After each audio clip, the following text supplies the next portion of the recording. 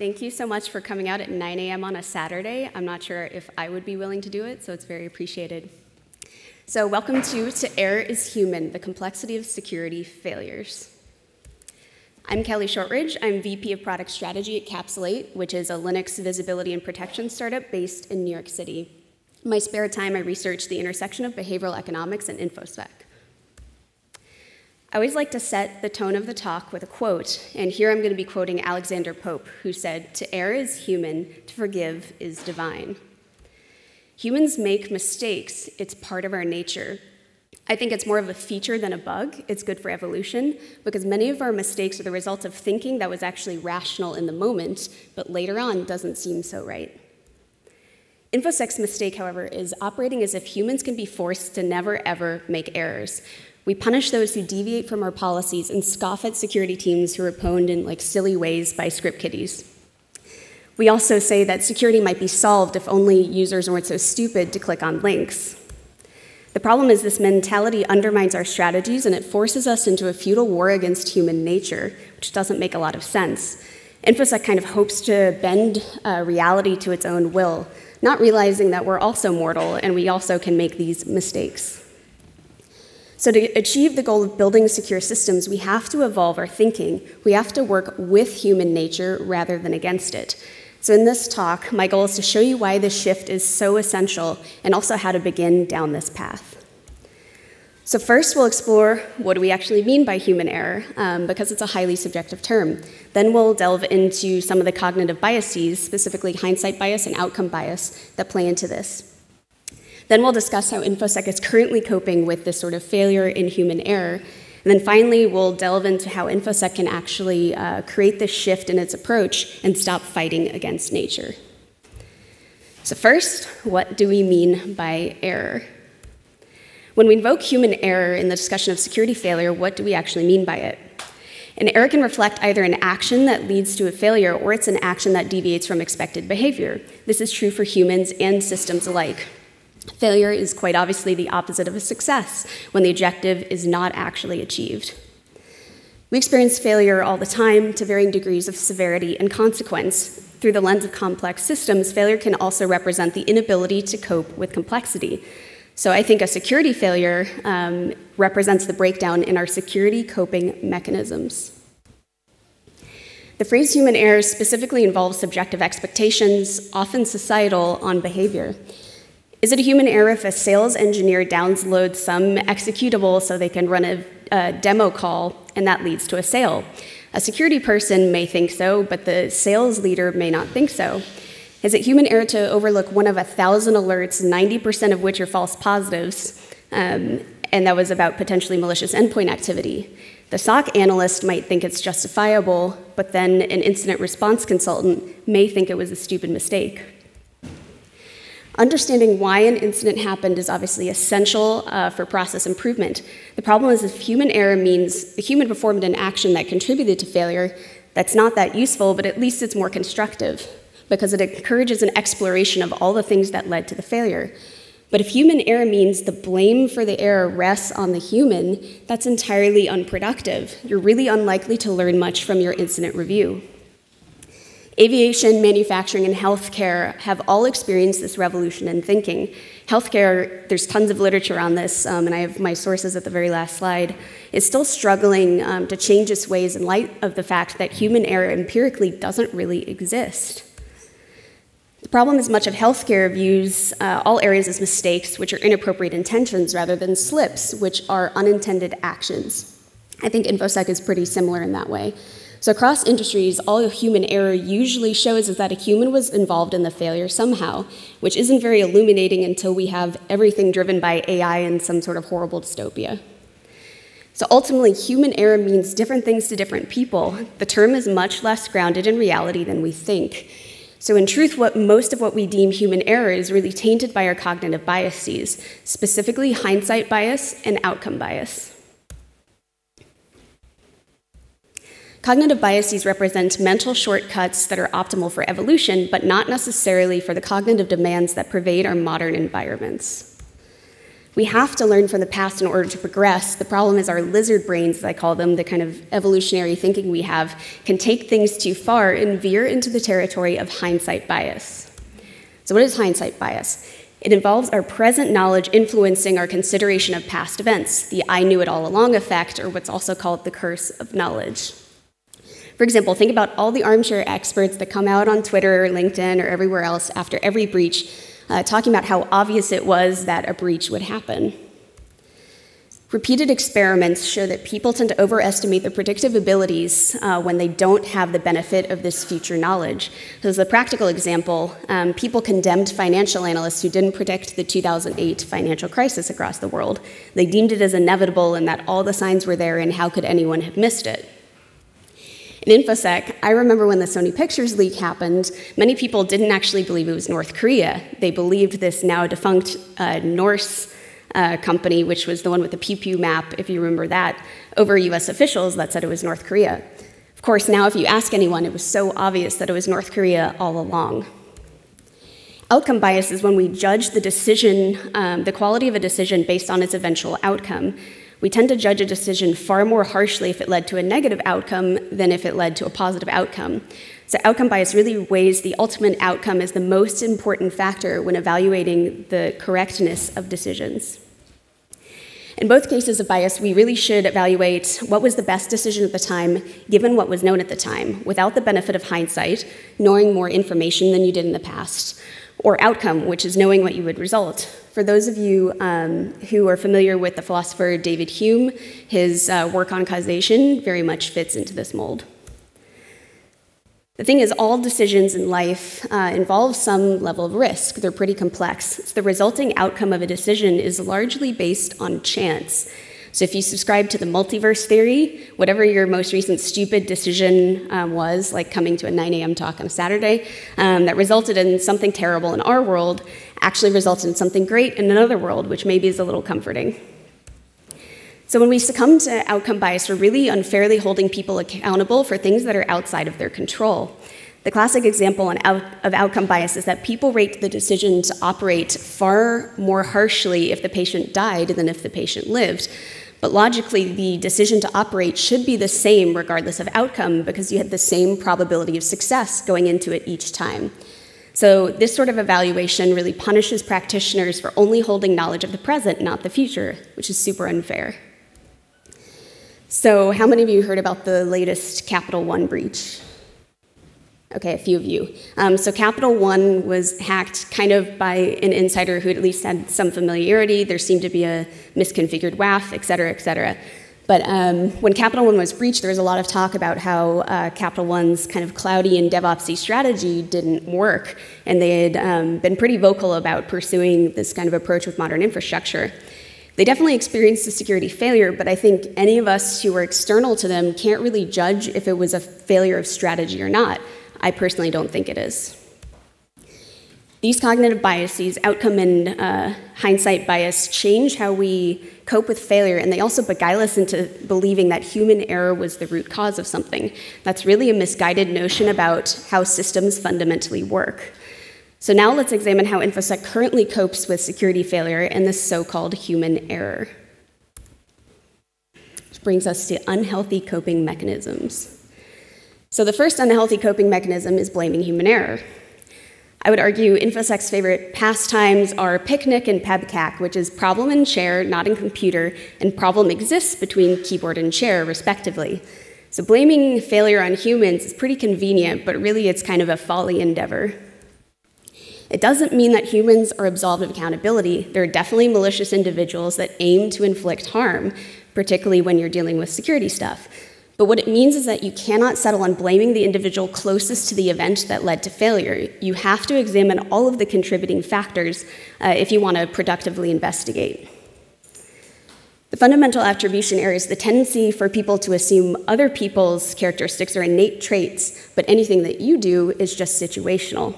That's holding yourself to a different standard.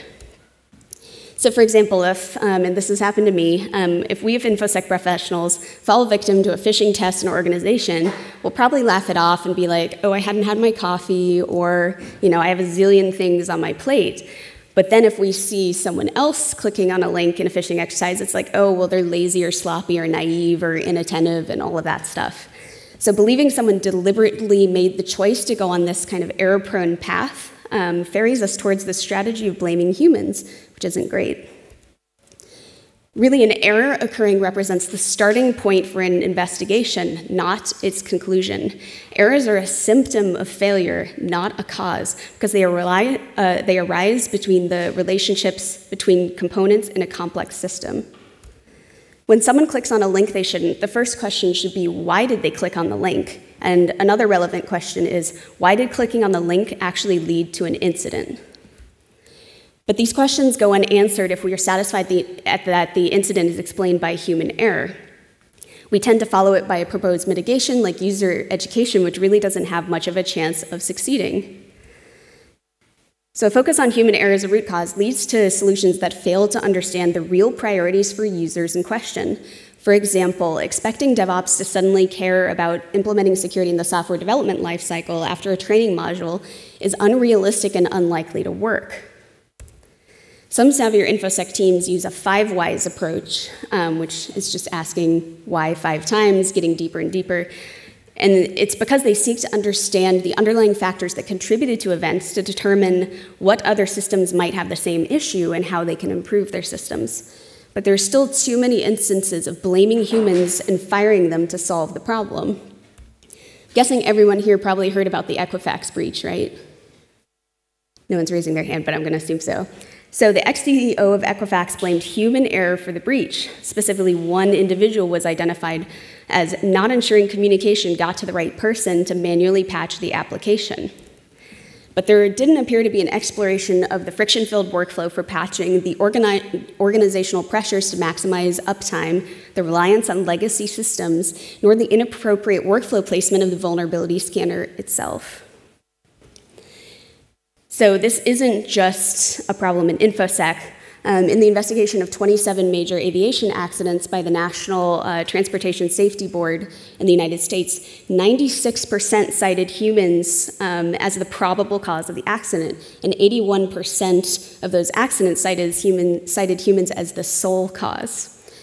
Similar stats are found in InfoSec. So 90% of the breaches reported to the US Information Commissioner's Office between 2017 and 2018 cited human error as the cause of a breach. Verizon, if you're familiar with their data breach investigations report, tends to dig a little deeper. And they cited that 21% of breaches were caused by human error, which is better, but they're still probably not digging deep enough into the systemic factors that led to the breach. When we blame human error, we're really tacitly absolving technology from any culpability, which kind of sneakily encourages us towards behavioral control, technology accumulation, and misguided automation. The underlying theory is that if the human can be removed from the process, if we just get rid of the stupid idiot who's making all these mistakes, then error doesn't have a chance to occur. I think our eternal hope is that there's some tool around the corner that's suddenly going to save us from, all of these humans. Which brings us to unhealthy coping mechanism number 2, which is behavioral control. So as Kerm Henriksen and his colleagues said, an approach aimed at the individual is the equivalent of swatting individual mosquitoes rather than draining the swamp to address the source of the problem. It's not very productive.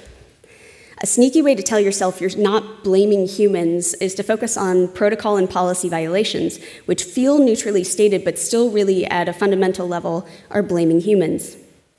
If you believe the source of failure is by someone violating a single policy, then the typical conclusion is to resort to disciplinary measures, training programs, and writing new procedures that specify even narrower bands of behavior. I think evidence of InfoSec's predilection towards believing policy violations are the cause of a lot of incidents is the fact that we have this cornucopia of security education and awareness programs. There's security awareness training exercises, videos, even escape rooms now, not to mention the existence of Cybersecurity Awareness Month itself, which is this month. I think telling people to care about security is about as effective as what I'll tell you later, which is to think in systems. So I'm aware of the irony, but really, you can't just tell people to think differently. Restricting human behavior alone just will never work. The study of human factors, I think, is quietly growing in InfoSec, but most security programs still fail to incorporate an understanding of human strengths and limitations. I think the focus is too often on trying to force humans to fit the mold of ideal behavior rather than designing systems that minimize errors and inefficiency based on how people actually behave, their visual, cognitive, and even motor abilities. Part of this, I think, is due to status quo bias, which is the tendency to keep doing things the same way as they've always been done. Formal policies in general are rarely written by people who are in the flow of the work being policed. Seldom do you really see security professionals shadowing the workers whose behavior they're regulating to understand their priorities and challenges, their goals and their constraints. For the most part, security professionals rest at what's called the blunt end of systems. Think policymakers, administrators, regulators, tech creators, or tech suppliers. The sharp end, in contrast, is made up of the individual operators of systems. For an analogy, think of in healthcare, the surgeon is at the sharp end, while the healthcare policymaker in the government is at the blunt end. Unfortunately, people tend to blame whomever lies closest to the error, which tends to be at the sharp end. Think of the pilot in the cockpit, the surgeon, as I mentioned, or in InfoSec, the developer, the executive assistant, or the accountant. But these operators tend to be the inheritors of system defects, not the creators of them. These defects are really created by factors well outside of the control of the operators themselves, such as bad implementation, unsatisfactory design, poor maintenance, and undesirable management decisions. As James Reason put it, the human error by operators adds a final garnish to the lethal brew whose ingredients have already been long in the cooking. Returning to the Equifax example, they did have a 48-hour patching policy, which obviously was not followed. I think for months on end it wasn't followed, for the Apache Struts vulnerability. But there appeared to be no real enforcement mechanism for the policy, nor some sort of reminder in work streams, and definitely no automation. I think creating words on a piece of paper and expecting them to be followed is kind of an overly ambitious strategy, but maybe that's just me. For example, integration testing is automated in CI/CD pipelines because it's a mandatory hurdle given its importance. But if you just told people like, oh yeah, implement integration testing on your own manually, they probably wouldn't follow it every time. Enforcement itself is really a byproduct of the focus on policy violations of being the root cause of failure. So disciplinary actions, legal investigations, cancellation of bonuses, and other tactics to hold people solely accountable for failure don't really support the goal of modifying behavior.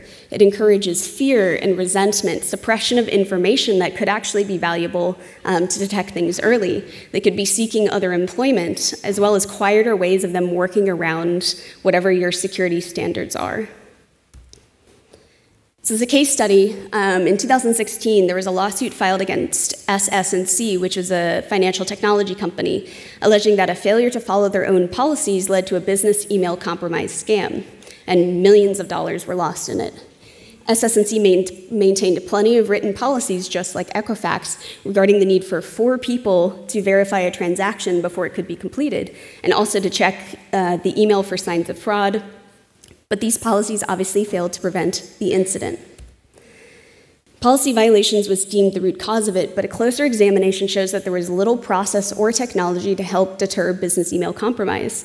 Solely implementing controls to regulate human behavior doesn't actually beget resilience. A classic example outside of InfoSec takes us to right after World War II. So these 2 guys, Paul Fitz and Richard Jones, were like, hey, pilots didn't seem totally efficient during the war. How can we actually help support better decisions? The problem that they discovered is that the location of controls between cockpits were different. It would change between cockpits, and that would obviously lead to confusion and use of the wrong control. So they decided to dig deeper, and they focused on improving the design of the displays and the controls rather than trying to train away human error in getting the pilots comfortable switching between different planes. So this design overall helped pilots process more information more quickly, which supported smarter action. That isn't to say policies aren't useful. I know security loves its policies, so I don't want anyone to be too mad at me. Communicating expert guidance is absolutely important, but it has to be tethered to reality. You can't ignore the demands, dilemmas, and workflows of the users who fall under the policy's purview. As a good example, checklists can be a valuable aid, and this is shown across a bunch of industries to help practitioners remember important steps in their work. But checklists are only productive if they're built on an understanding of the actual workflows that are in place, and they insert security at the appropriate point. Ultimately, policies must encourage safer contexts, not lord over human behavior with an iron fist. Across other disciplines which have wrestled with this problem of human error, engineering controls end up being the preferred method of reducing failure. And this will frame our discussion of how to cope with security failure better in the next section. But finally, for the last unhealthy coping mechanism is the just world hypothesis.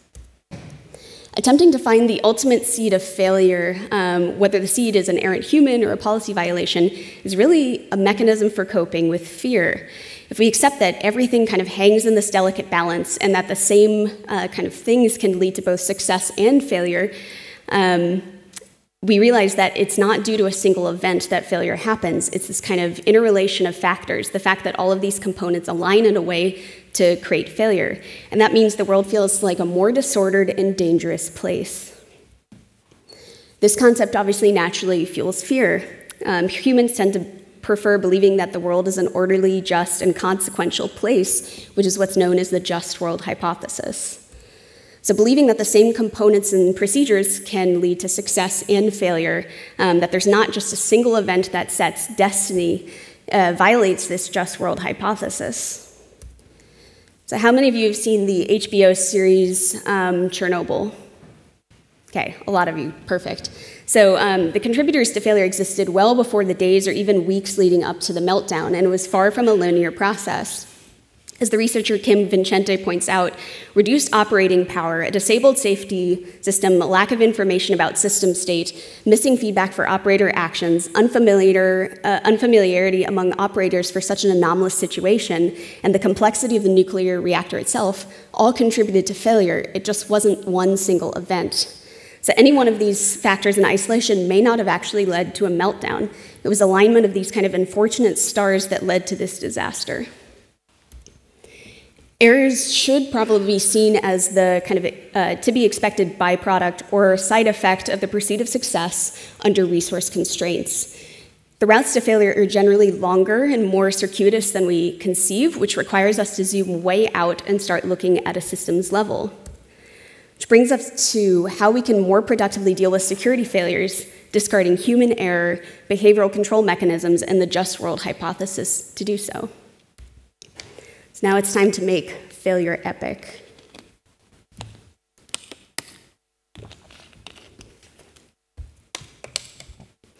My view is that InfoSec will start making progress when we make sure that the easy way is also the secure way, and that the insecure way is exceptionally difficult. We need to offer our hard-earned expertise to our colleagues to help them navigate the complexity of systems to reach their goals. So to do so, we have to embrace a system perspective, the importance of security UX, security chaos engineering, and a blameless culture. So I'll be covering all of these now. First up is the system perspective. Again, security failure is never the result of one factor. It's never solely because of one vulnerability or a single alert being dismissed. Failure works more like a symphony with multiple factors interacting in changing ways. So security teams must adopt a systems perspective when seeking to understand security failure, expanding your focus to really look at the relationships between components rather than pinning the blame to a single factor. So probably most of you know what a system is, but just in case, a simplified definition is as a set of interdependent components interacting to achieve a common overarching goal. Systems thinking is not natural to most humans. There's plenty of experimental evidence about that. My experience, this definitely extends to InfoSec professionals. There are some generalists in InfoSec, but I think as an industry, we tend to be pretty specialized, which means that you're really only seeing a narrow slice of kind of the overall security system. You're not seeing how all of the different components interrelate. The problem is only looking at one component will leave you blind. As Nancy Levinson said, a narrow focus on operator actions, physical component failures, and technology may lead to ignoring some of the most important factors in terms of preventing future accidents. A systems perspective can't just be limited to technology. The way humans use technology also involves economic and social factors, which are almost entirely ignored by traditional InfoSec teams. So economic factors in an organization include revenue and profit goals, how compensation schemes are structured, or other budgetary decisions. Social factors in an organization include its key performance indicators, the performance expectations on employees, what sort of behavior is rewarded or punished, or other cultural facets. As an industry, we tend to conceive of vulnerabilities as some sort of flaw born by software, but we overlook the vulnerability in incentivizing employees to do more work and faster. We overlook the vulnerability in giving bonuses to yes people and people who are politically savvy. These vulnerabilities reduce the organization's resilience just as much as the software flaws, but they rarely appear in our threat models. Occasionally, we'll identify disgruntled employees as a potential insider threat without exploring the factors that actually led them to be so disgruntled. So we buy tools with machine learning, natural language processing, AI to figure out which employees sound angry or upset to detect insider threats early. Or we install what's essentially spyware to see if they're looking for other jobs and they're experiencing other kind of arbitrary symptoms in this black box module that would indicate they're an insider threat. So I think we'd rather treat humans like they're Schrodinger's attacker than actually start to untangle all of the factors that lead them to become an insider threat. So I think this sort of strategy that exists today may placate those who are in charge, but it's not actually helping improve our organizational security. To me, the main point is that security is something a system does, not something a system has. Security has to become a value rather than a commodity, something we continually strive to uphold in our organizations rather than something with an expected end state. I think we have to think in terms of helping our system operate safely rather than adding security to our systems.